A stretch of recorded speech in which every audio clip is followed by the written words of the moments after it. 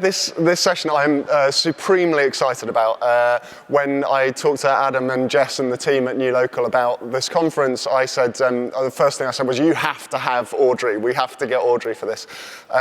The story of what the Taiwanese government has done, how the Taiwanese government has shifted over the last decade, and particularly what they did during the pandemic is really a transformational one, a deeply inspiring one, and one that shows what this community power thing could look like in reality. It's one I happened to tell in the book, but when I came across it in the research, I was just like, this blows my mind. Now, Audrey, who's going to join us on screen in a moment, I think, to give you a quick idea of the journey Audrey had to doing this work, it started outside government as part, actually, of a hacker network, a hacker group called GovZero. And they were called GovZero because what they did was they built parallel websites to government websites with the URLs g0v.tw that enable people to participate in essentially shadow government processes and see what a relationship between citizen and state that could be very different might look like.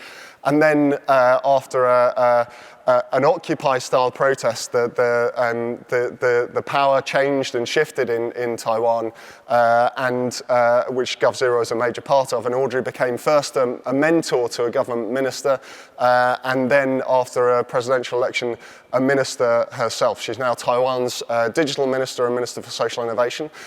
So please give a warm welcome to Audrey Tang.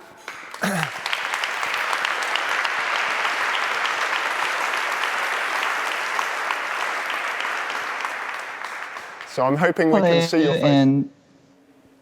Hello and good local time, everyone. Seems I have to choose between the slides or my face. So currently you're seeing my face. Well, it's lovely to see that face, Audrey. It's been a while.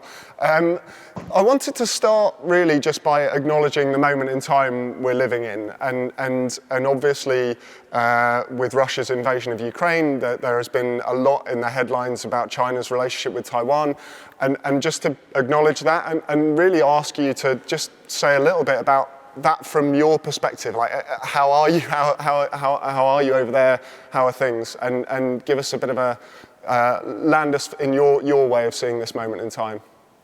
Sure. You're seeing Taipei 101, our highest building, displaying that we stand with Ukraine. And with that said, we're doing well.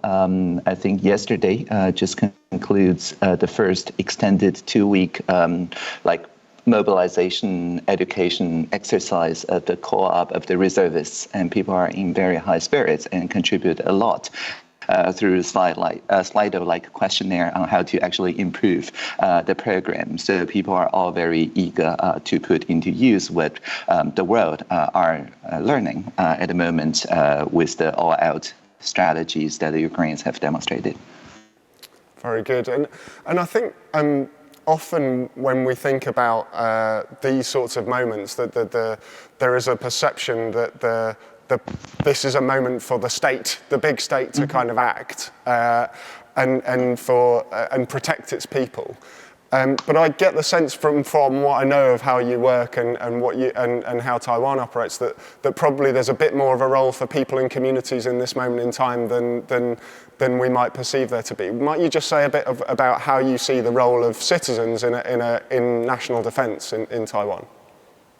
Well, as we have learned in the past 2 years and counting of countering the pandemic without a day of lockdowns, the people do not suffer from fatigue because there's no kind of top-down, just do it way of ordering. Pretty much all the important counter-pandemic measures are invented by communities and just popularized by the state. And I think this people-first approach, or as I like to call it, social sector-first approach, proved that it's not just good for countering pandemic, but also for the infodemic, countering the disinformation crisis, which is going to be very important in a all-out mobilization for defense as well.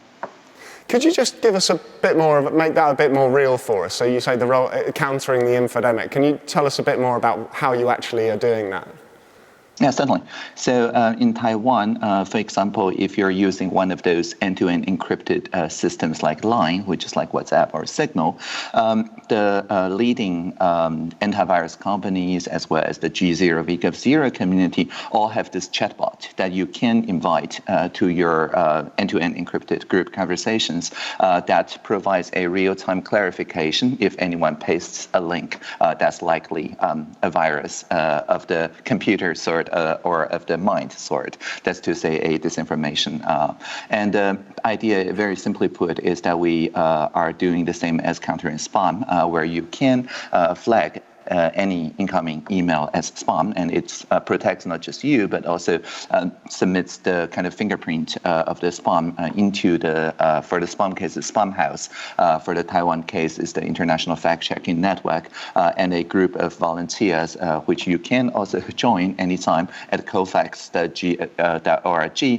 can just edit it like wiki editors do, and so that we can see which variants of the infodemic are now gaining popularity, are having a very high basic transmission value, a R value of maybe 10, right? Within one cycle, each person spreads to 10 persons, and so on. And when it's still early in its transmission or in its mutation, and then we dedicate the fact-checking power, including the media competence classes in basic education, to those variants that are gaining the highest R value. We don't squander the fact-checkers' capabilities, but rather focuses on getting the clarification out so that within a couple of hours, we package up the clarifications, the science, and so on, into what we call humor over rumor packages. So it's very cute dogs or the ministers making fun of ourselves, and so on.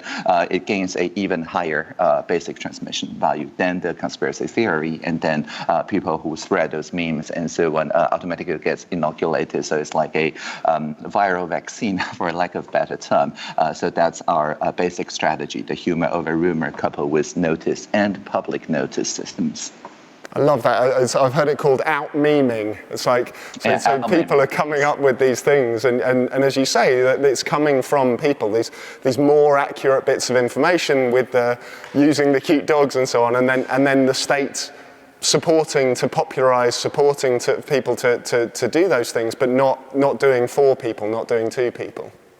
Mm-hmm. Yeah, and even the state-produced memes are under Creative Commons license, so people can remix however they want. So our most remixed is the cute dog, the Shiba Inu named Zongchai. So Zongchai is here telling you that when you're outdoor, keep 2 Shibas away from one another, or indoor, keep 3 Shibas. That's for physical distancing. And the most remixed viral meme is on the right side, the bottom, where the Zongchai is telling you to wear a mask to protect your own face against your own unwashed hands.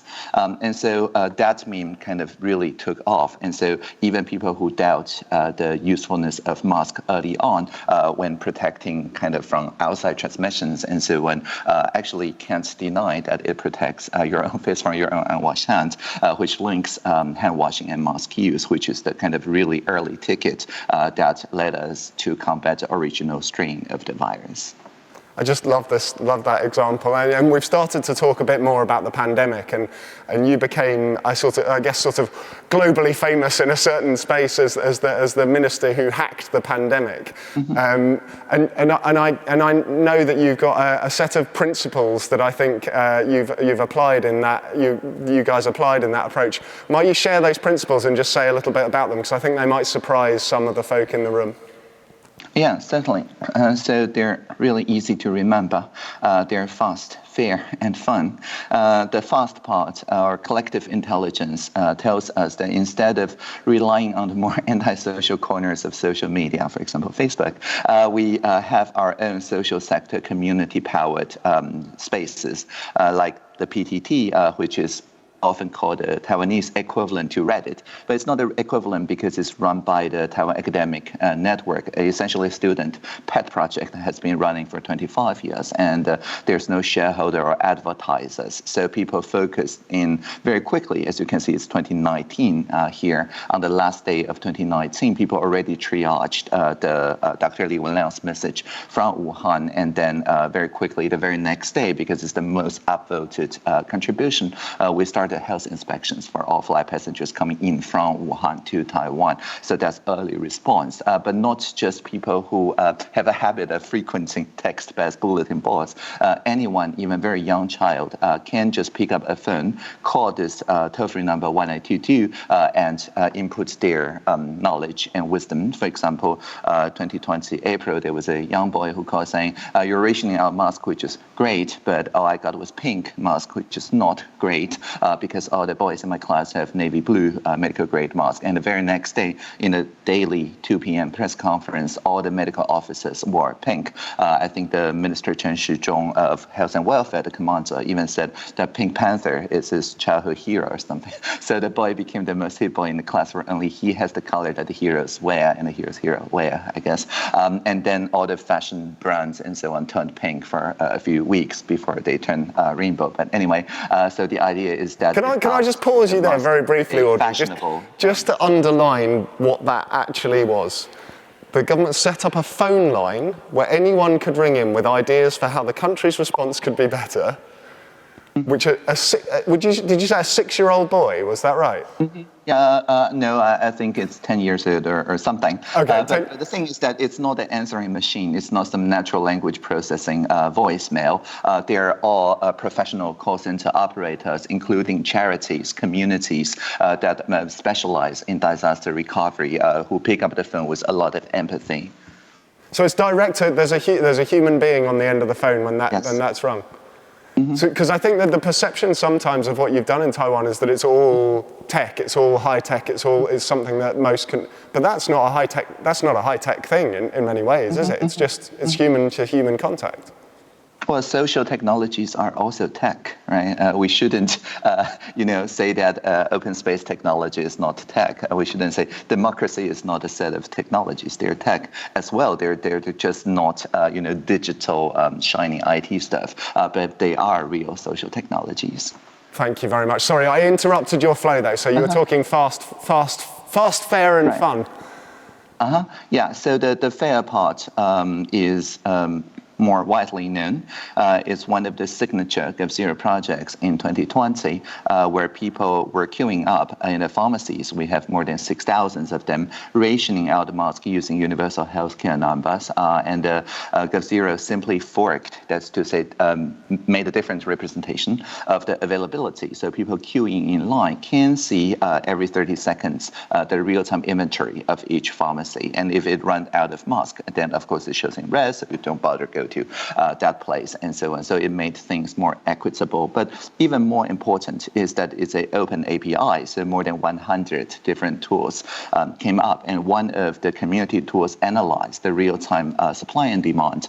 And the OpenStreetMap community, if I remember correctly, pointed out correctly that even though we distribute to the pharmacies and they align almost exactly the same to the population center. So in theory, on average, each citizen in Taiwan is of the same distance to the available mask, but that was not actually what the supply and demand showed, because not everyone in a helicopter, so the same distance on the map doesn't translate to the same opportunity cost when you count travel, metro, bus, and things like that. So they asked through a legislator, through the parliamentary interpellation, to Minister Chen saying, clearly your data is biased, there's a real data bias. But because we publish upon collection, right, we publish every 30 seconds, Minister was able to say, legislator, teach us, right? And it's not rhetorical, because the legislator and Gao in question was VP of data analytics at Foxconn, so she knows something about data, right? So at her suggestion, the very next day, in 24 hours after that, we changed the distribution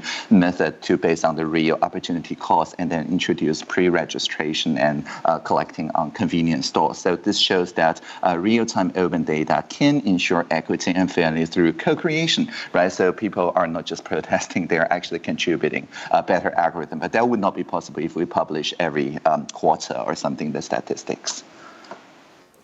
And I would love to just hear you say a word more about the word fun in this, because I think that the word fun might not necessarily be one we associate with pandemic response. I know we've talked a little bit about humour over rumour already, yes. but just underline that idea of making things fun for us a bit more. Sure. So there's another project, again, initiated by GovZero. I think it was featured on international media saying how Taiwan use simple tech to beat the coronavirus. And it's actually a little bit fun as well. This is how we do check-ins. So this is a phone number. You pointed your phone. I think this is a built-in camera to, I think it's a 7-Eleven, and then it sends a SMS. So all you need to do is to point at a QR code and then hit send. So that's literally just a couple of seconds. And what it does is that it sends the 15 digits of random number to your local telecom carrier, and it's not sent to the government. It's only stored in your local telecom, which is deleted after 28 days. And it's fun because it's very easy to use, and even for feature phone users who don't want to scan, they can manually text those 15 digits, and they can rest assured that only contact tracers get access to the record, because we publish a reverse auditable platform so that anyone can see which municipalities, which contact tracer accessed that in the past 4 weeks, which were deleted, of course, after 4 weeks. And for the telecom carriers, the 15 digits is just random number. It doesn't mean a thing. But the venue owner learns nothing about you, not your phone number, and the QR code printer doesn't know where you are, right? So this is called a multi-party oblivious distributed storage. But behind this jargon, right, is the just honestly very fun process of scanning the QR code, and went absolutely viral. It was designed only for public transportations in May 2021, but a week after the starting of this SMS-based contact tracing, more than 2 million venues, including night market stands and so on, voluntarily set up those QR codes because it's very easy to do. It's lovely to hear. I've heard the approach described as participatory self-surveillance, and I think you dropped in very early in the conversation that your pandemic response has been characterised by actually not having a lockdown at any point. Could you just say a bit more about that, because I think people might find that quite surprising to hear as well. Yeah, definitely. I think with for example, the contact tracing method around May 2021, when we faced the only real large wave, the Alpha variant, we shortened the contact tracing time from an infection case to exposure notification from more than 24 hours to less than 24 minutes. And that allowed us to combat the Alpha variant, the Delta variant. Currently, we're on the Omicron variant, and we still don't do lockdowns. And so far in the past 2 years and counting, there's less than 1,000 casualties of all those variants in a country of 23 million. Less than 1,000 deaths in a country of 23 million. Just let that sink in for a moment, folks. I wanted to, people do start, if you've got questions, I'm sure you have. I mean, when I first started talking to Audrey, I couldn't quite believe what I was hearing. And I suspect some of you are in that place. But if you have questions, do start posting them and upvoting. I'll come to some questions in a moment. But before we go there, I just wanted to ask you maybe to say a word about the philosophy that underpins this and the way you see. I remember, if I may just sort of prompt you quite directly with this, I remember when I interviewed you as I was writing the book, I said, wow, the people of Taiwan must really trust the government for this stuff to be possible. And your answer kind of blew my mind. So without pressing too obvious a kind of play button on Audrey Tang, can I set you up again? Yes, certainly, but it's not my answer. It actually came straight from Dao De Jing, the Taoist scripture. So the credit goes to Lao Tzu, who may or may not be a single person. And I think it's chapter 17 called Acting Simply, and which is said, when the work is done right, with no fuss, no boasting, ordinary people would say, oh, we did it, because to give no trust is to get no trust. So it's not about asking for trust, it's just about us radically trust the citizens.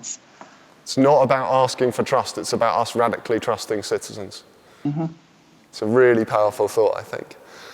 And maybe if you could say just a word about how you came to this work, how you see your own journey in this, and where that might be going next, what you're excited to be doing next as the next steps of developing this in Taiwan.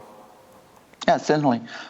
So nobody really invited me, right? We invited ourselves in when we occupied the parliament in 2014 March. So that's the Citizens Assembly. And just to distinguish us from some other occupiers, this is thoroughly nonviolent. Throughout the 3 weeks, there's no single incident of violence in the occupied parliament. And all the 20 NGOs that were occupying the various corners of the street were demonstrating not to protest, but demonstrating to demo, to show how a very controversial cross-strait service and trade agreement with the Beijing regime, which the parliamentarians refused to deliberate substantially, can be deliberated by 500,000 people on the street and many more online if you apply just the right social technologies like, as I mentioned, open space technology, nonviolent communication, dynamic facilitation, so on and so forth. And my role is just to help supply the Ethernet cables that enable the cable power and radio people to show this deliberation over the internet to anyone who care about these, and to support this deliberation. There's a lot of visualization of the national budget, of how the trade service may affect each and every of us. So each corner can talk about a single aspect. Like there were a corner we're talking about whether we want to allow into our 4G infrastructure the so-called private sector in the Beijing regime. And just to be clear, sorry, Audrey, just to pause you, just to be clear, this is a visualization from before, from GovZero, when you were outside of government.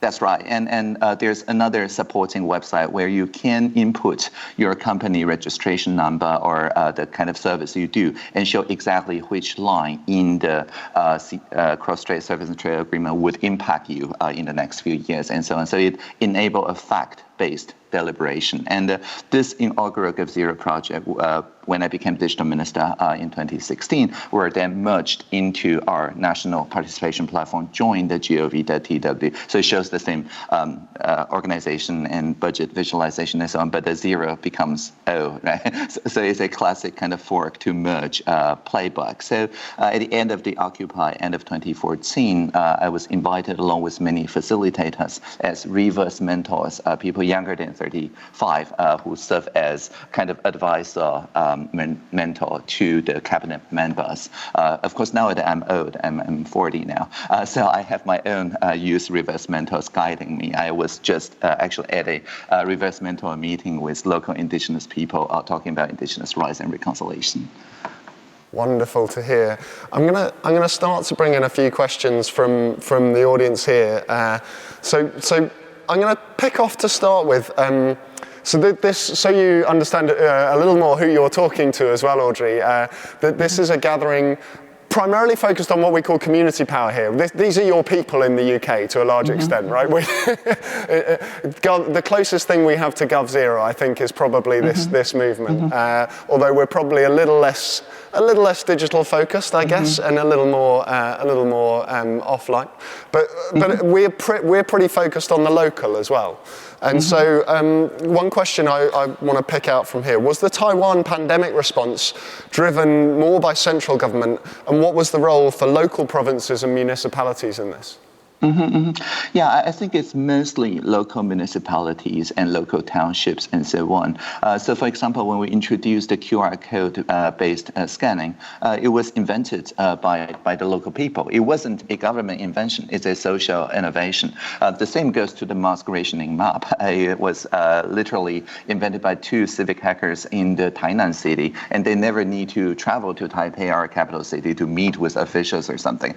They just did something, it caught on, and I look at that website. I think it's really good, and then we work together to scale that solution from a single municipality to the entire country. And the reason why we could do that so rapidly is because we already have a working relationship. Every year we have this presidential hackathon where we give an award to 5 local teams implementing local social innovations. The award is shape of Taiwan with a micro projector underneath. When you turn it on, it projects President Dr. Tsai Ing-wen giving you the trophy. So very meta, describe itself, promising whatever local things you did will become national infrastructure within the next fiscal year with all the budget personnel and regulatory support required. Wonderful. And there's a question as well about what is digital inclusion like among the general population? So, and how crucial do you think that is? It's absolutely crucial. We have broadband access as human right. So even on the tip of Taiwan, almost 4,000 meters high, you are still enjoying at least 10 megabits per second symmetrical communication over 4G at just, I think, 15 euros per month, unlimited data. If you don't, it's my fault, like literally my fault. I had people emailing me saying, Minister, you promised us broadband as a human right, and I'm in this quarantine hotel in the Yangming Mountain. At this particular side of the mountain, we don't have good connection, and this took me an entire afternoon to send. So we worked impromptu to set up a repeating tower, and within 2 weeks, we improved the connection. But that person is already out of quarantine, right? So he actually drove back, measured the speed test, posted on social media to hold me to account. So we're very fanatical in our universal healthcare and broadband service. Speaking as someone whose first foray into this world, I helped start a project called My Farm, where we tried to hand over decision-making on a real working farm to the public by online vote and debate back in about 2010, I think, and it almost killed me and several animals. But I remember at one point having to actually dig a broadband trench with a BT engineer, because rural broadband is not necessarily our strong point still, I think I would say. Turning to another couple of questions. So, interesting one, this, how have other colleagues in Taiwanese government responded to this radical level of openness? And particularly love to focus you in on was there, I mean, obviously there was the transformation moment coming in from outside and so on, but there must be still, like, it's not wholesale shift, there must be those who are reticent, who need convincing. If you were, like, this is particularly tough for us, how have you overcome some of the wariness, some of the understandable kind of concerns about this sort of approach? Right. So the question was there resistance? Of course, there was resistance. We are the resistance. Remember, so, we are the outside game, because the implicit threat, so to speak, is that if the government doesn't open up, the mayoral candidates in 2014, even if they're favorites by posters candidates, if they do not promise to this open government agenda, regardless of their party, they don't get elected, period. And the mayors who supported the Sunflower movement and open government and so on got elected sometime without preparing an inauguration speech.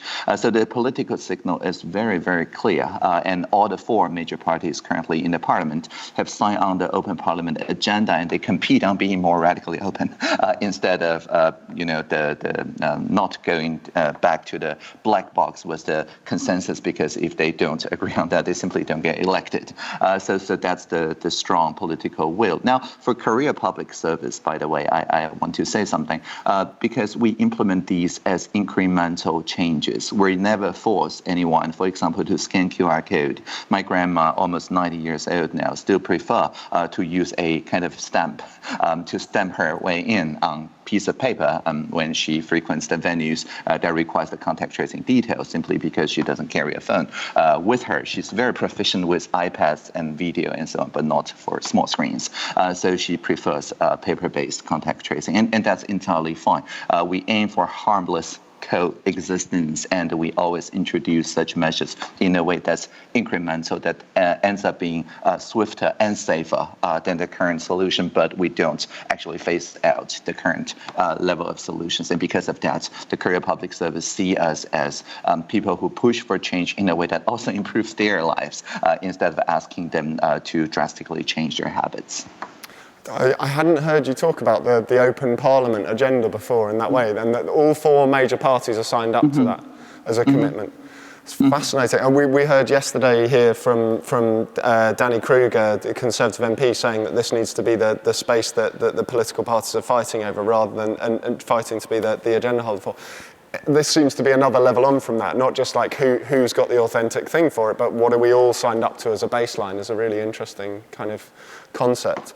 I'm going to look for another question. I'm going to come back to one or two of these a bit later.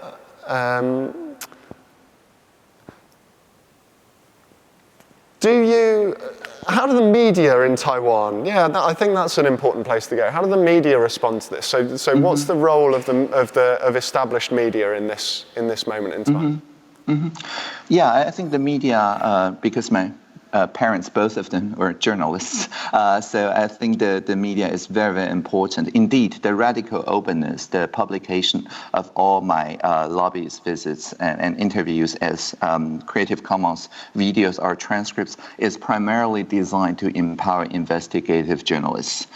Because if we publish the entire context, the why and how of policymaking instead of just policies, the investigative journalists can offer their very critical contribution of their perspectives and so on. But if we only publish the result, then they are at a disadvantage to the kind of real-time so-called reporting of whatever the whims of the current day is, right? So to empower investigative journalism, to me, is very, very important. And the other thing I want to highlight is that we also democratize media competence in our basic education. Instead of saying media literacy, which is for viewers, consumers, we say media competence, which is for makers, right, producers. So, for example, during our presidential election, all the three presidential candidates, January 2020, get fact-checked by middle school students who type in whatever they're saying in the real-time public forum and debate. And if they discover something that's actually off the mark, it's verified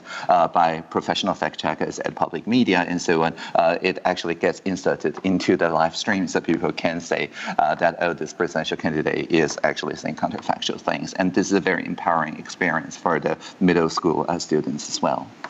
Wonderful to hear.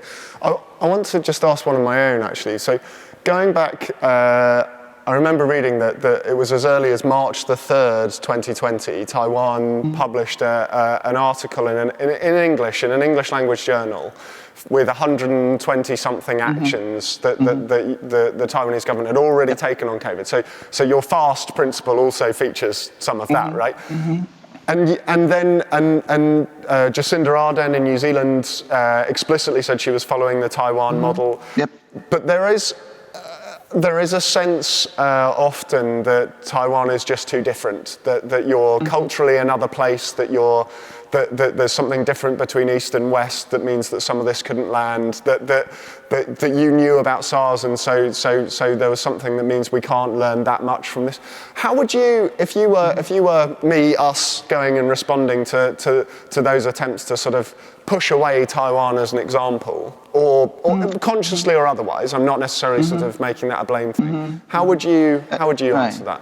Well, if you don't like the Taiwan model, it's fine. You can call it a New Zealand model. I mean, New Zealand didn't have SARS, but by playing the SARS playbook from Taiwan, they're actually doing better. I think Taiwan is the second place when it comes to like average casualties per million people. New Zealand is doing wonderful. So what I want to say is that I don't think this is peculiar to a Confucian culture, something like that, right? I don't think there's anything about that. I think this is all about a way to surface the latest social innovations, because people who are closest to the front line, who are closest to the pain, the pharmacists, the community leaders, the convenience store workers, and so on, they actually know what's going on. And the virus mutates very quickly. So the real-time responses from the front line, how soon you can surface it up and distribute it so that the entire country know, oh, we need to change course to adapt to this new variant. And so what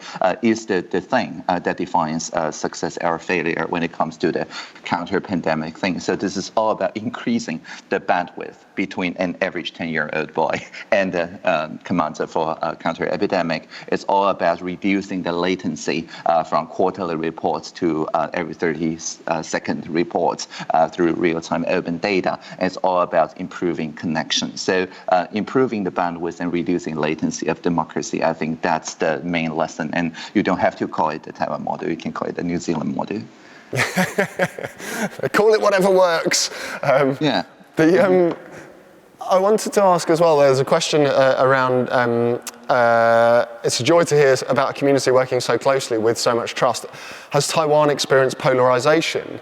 Like, where is that, and maybe, like, has there been there are big sort of vaccine hesitancy movements, there are these sorts of things all over the world, there's the QAnon conspiracy, like, where, is that there in Taiwan, and if not, why not, and if so, how do you deal with it? Yeah, we don't have much vaccine hesitancy. There's strong preference of, in some groups, Moderna over AstraZeneca. There's strong preference of Pfizer BNT over Medigen. In some other group, there's a strong preference of Medigen, our home brew, to, I don't know, Novavax or something. But the thing is that we designed a kind of collective intelligence platform. It's almost like a market of vaccines that showed in real time the incoming supplies of vaccination, and everyone can register your preference. Personally, I just register, I don't care, so whatever, available. So regardless of people's preference of labels, soon as a new batch of vaccines come in, last year, the age bracket of that vaccine drops automatically. So if fewer people on the elderly range prefer AstraZeneca, but more younger people prefer it, then the younger people get access to AstraZeneca very quickly. And so again, through this kind of mechanism design, it expressed the preferences of citizens. Citizens feel that their preference is being honored, but then the upshot is that all the incoming vaccines, even when it's still defrozing or something, we already know which individual is going to receive that particular vaccine. Very interesting. And I guess there's a sort of where making the information available, just saying, well, okay, like we'll have an open conversation, essentially. Yeah, and it's also it creates a reflective space, right? This is like the difference between Slido, where people can see which questions are more popular, and then the kind of competitive spirit is on improving the quality of questions vis-a-vis just collecting those preferences individually. But then people might be shy and say, oh, I don't want to ask a stupid question. But on Slido, no question is stupid, and you can see the social preferences in real time. So by displaying this Slido-like dynamic in the vaccine preference, we don't foster the vaccine conspiracy theories and so on, because people can plainly see that even for Medigen or AstraZeneca, there's millions of people wanting it, they received it, and it seems they're doing fine. Very good.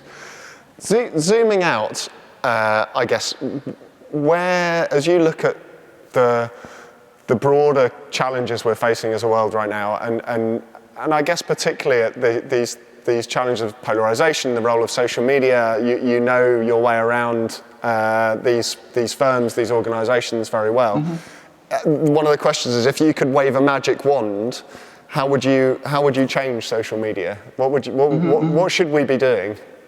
We've already waved that magic wand, right? That's where the PTT, the Join platform, and so on came about. The idea is really simple. We need public digital infrastructure. So we need the digital equivalent to the public parks, to the university campuses, to the town halls, and so on, that you are all very familiar with. In short, we need community spaces in the digital realm. So in 2016, we did wave the magical wand to the National Budgeting Office, because we said even a infrastructure like the Join platform, the civil IoT platform, where people can report air quality measurements by their own sensors in the school and so on, all these data pipeline stuff, even though it's not concrete, it's not made in concrete, it should still qualify for infrastructure budget per the Special Budget Act. Now, this is a real change, because prior to that, we've never classified bits as infrastructure money. But a world of difference did it make, because then people are not forced to use the digital equivalent of a nightclub in a nightlife district, Facebook, with private bouncers, smoke-filled rooms, addictive drinks, and very loud music.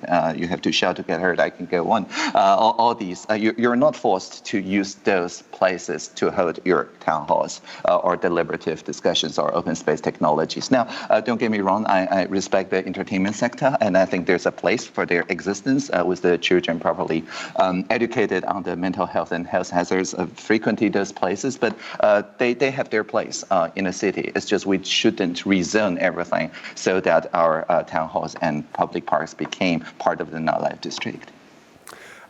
I love the image of Facebook as a nightclub of the digital space, right? It's people clapping that one, Audrey. I wanted to, from there, maybe ask you to say a word about one of, and if there's a better story, then please feel free to tell it. But I was particularly struck by the way you used digital tools, social media of a sort, to certainly social technologies in the policy development process. And the famous use case is the development of the regulatory framework on Uber, the one I know most about. I don't know if you could tell us that story, or if there's a better one, please feel free. Certainly. But I mean, that's the inaugural story. But nowadays, the tool that we use for that, which is called Polis, at Polis, the GOV, the TW, is already commonplace. So it's one of those public infrastructures in the digital realm. So any public servant can start a Polis conversation, just like you can start a Slido conversation very easily and quickly without getting any permission from your minister or something. But back in 2015, it was quite radical to ask all the stakeholders to go to this free, as in freedom, software platform to express what you feel about the UberX situation. Now, to refresh everyone's memory a little bit, at that time, the debate was Uber was saying our algorithm dispatch better than laws, so our driver don't have to obey the law. And there's some people who are saying they're gig economy, not really sharing economy. Sharing economy is for platform co-ops, the local taxi co-ops, and so on. So it's a very abstract debate around the world. Everybody was having the same debate in 2015. Now, on Polis, as you can see, our friends and families are clustered automatically using assistive intelligence or AI-powered conversation. So we call this pro-social social media. They're pro-social because people look at the same facts and they're asked to share their feelings, not some decisions or some platform, just their feeling. How do you feel about a person driving to work and picking up strangers and charging them for it without having a professional driver license, uninsured? How do you feel about that? And after 3 weeks of such conversations, we always get a coherent, blended feelings from people. So the experience, unlike Facebook, there's no reply button. But like Slido, there's no reply button. So if you agree with me, you click agree, and then you move toward me. If you disagree, you move farther away from me into your own cluster, and then you see another sentiment from another fellow citizen. But after a while, because there's no reply button, there's no room for trolls to grow, and then you can propose your own sentiment and then see what people feel about it. So after 3 weeks, we always see this shape, the 5% of ideological statements where people agree to disagree. But actually, most people agree with most of their neighbors on most of the points and most of the time. Everyone feel the importance of insurance, of not undercutting existing meters to protect the labor condition, of empowering the local churches and temples to do surge pricing and on-demand dispatch via apps and so on. So we just took this package, just like the Occupy Parliament, and then held a real discussions where we want to develop the measurement progress as crowdsourced by this agenda, right? So this is crowdsourced agenda setting that pulls in all the stakeholders, but they are not a decision-making device. This is not a referendum or not a constitution-making citizen assembly. All it does is it creates agenda on top of which everybody needs to have a real-time conversation, and we hold all the stakeholders to account when they say, okay, this sounds reasonable, and then we want to implement in the next quarter or something the same fairness principle as determined by pretty much all the taxi and Uber drivers and their passengers. So for quite a while now, Uber is a legal company in Taiwan, the Q taxi company with proper insurance and registration and professional drivers. But all the local temples and churches are enjoying, the co-ops are enjoying the same access that Uber has to the kind of app-based dispatching law. So it's a win-win-win situation for everyone.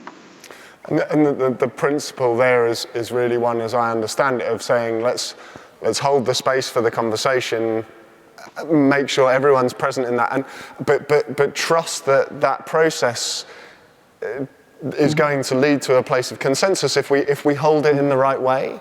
Is that right? Yes, and it's also about fully empowering citizens on the agenda setting stage. We have some designs that shares the power of decision-making stage, national referendums being one, but this is actually at the opposite end of national referendums. This is the government saying we really don't even have consensus within our ministries. At the time, the Ministry of Economy were saying one thing and the Labor were saying another. And we say, okay, we don't even have consensus within the ministry, but that is fine. We just let people crowdsource some better ideas that resonates with everyone's feelings. So that's the innovation. So holding the space before you even get, and certainly a long way before you get to the stage of what's traditionally called consultation, like feeding back on something, actually. Oh, yeah, way before, yes. Just to emphasize that, so like you say that as if it's completely obvious, but consultation is still arguably the major channel for civic engagement in relation to council and national government in this country. And in our country too, we do statistically representative large consultations. We do truth and reconciliation consultations with the indigenous people and so on. So we do all that too. But what we're saying is that for some emerging topics, it's not good enough if the ministries write those poll topics of consultation, because the ministries doesn't know it as much as the people on the front lines driving for Uber or taxi companies or the co-ops. So we should actually co-create the consultation agenda. So this is sometimes compared to a wiki survey. It's like a survey, but the surveys are written by the people. Yeah. I'm going to just say to you that this is a group of people, as I say, that are trying to do this work, that are doing this work in communities across the country. Do you have advice for us? Like, where do we start? How do we, like, what would you do first if you were in a council or a local authority or something like that in this country? Well, actually, just use Slido more and hold conversations like this one. And I say that completely sincerely, because in many dynamics within city councils and within the kind of legislature-like bodies within a municipality with some delegated power, people don't want to say anything that they don't already know how they're going to be handled, right? So those wild-caught ideas and feelings and so on are often not given the room because people would feel that they would defer to someone with more knowledge than they do. Actually, everyone is an expert in their own life, right? In their own perspective. So Slido-like systems, and Polis is one Slido-like system where you're pseudonymous-ish, right? We have, of course, today is all anonymous questions, and you can't be re-identified by other people. But then you must design some counter-troll mechanisms. Like in our Join platform, you have to authenticate using your local SMS number. But the SMS number, again, is only known to the platform authenticator, who doesn't know which questions or ideas you proposed, right? So it's, again, a kind of oblivious multi-party thing where the person doing the authentication can't censor your speech based on who you are, but we know for real that there's no way for a troll to create 5,000 fake accounts, because if you try to get 5,000 SIM cards, the anti-money laundering office will be after you very quickly, right? So it strikes a balance between pure anonymity, but also it strikes a balance between that and real freedom of speech. So you can talk more freely under a pseudonym, whistleblowing if you want, and so on, but get the upvotes, right, from the other people. And then using Slido or Polis or similar technologies, you can then say, okay, we pre-commit for our monthly town hall meeting to answer the top 10 agenda as crowdsourced this way. So that would be a really, really good example. And a kind of matrix thought picture I just showed you is actually from one such local town hall, and it's not in Taiwan, it's in Bowling Green, Kentucky. So if you search for Bowling Green report Polis, you can see how they're using that for their town halls. Thank you so much. One last thing, if you were to sort of leave us with a message, there's so much. If you were to leave people with one sentence to remember, one thing to sort of hold in our heads, that might be an impossible challenge, and I should have prepared you for it. But if you were to leave us with something, what would you say? Yeah, sure. So be good enough. Don't be perfect. If you are perfect, there's no room for community to contribute. And if you're just good enough, as I mentioned, we show the data bias of mask availability and so on. All the earlier prototype have a lot of wrinkles. Then it became an implicit invitation for the community to do better. So to paraphrase, I think I'll just quote Leonard Cohen, who said it best, and I quote, "Ring the bells that still can ring. Forget your perfect offering. There is a crack in everything, and that's how the light gets in." Thank you.